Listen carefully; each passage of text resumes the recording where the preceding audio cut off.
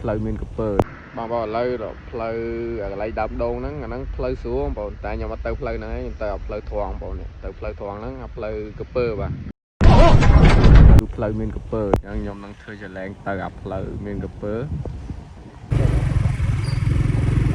បាទផ្លូវហ្នឹងកន្លែងហ្នឹងឯងផ្លូវកពើបាទហើយមានកពើទេគាត់ឲ្យវាកលុកហើយនឹងផុកច្រើនហ្នឹងបងហើយកន្លែងអត់កពើក៏វា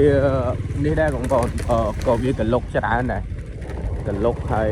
ផ្លូវធ្វើយូរដែរកលុកបងប្អូនចូល10ឆ្នាំហើយឥឡូវហ្នឹងវារាំងភ្លៀងហើយគេចាក់ដីធ្វើតែនេះផ្សារទំនប់បងប្អូនផ្សារទំនប់ថ្មីហើយណាមួយផ្លូវកពើហ្នឹងគឺវានៅចិត្តផ្សារផងបងប្អូនទីទៅមកច្រើនហ្នឹងខែទឹកវាទឹកអត់ហូរអញ្ចឹងน้องคนนี้កាត់តដាក់ផ្លូវកពើបាទល្បីផ្លូវហ្នឹងបងប្អូនខាងខ្ញុំខាងស្រុកវិធាហើយនៅភូមិទំនប់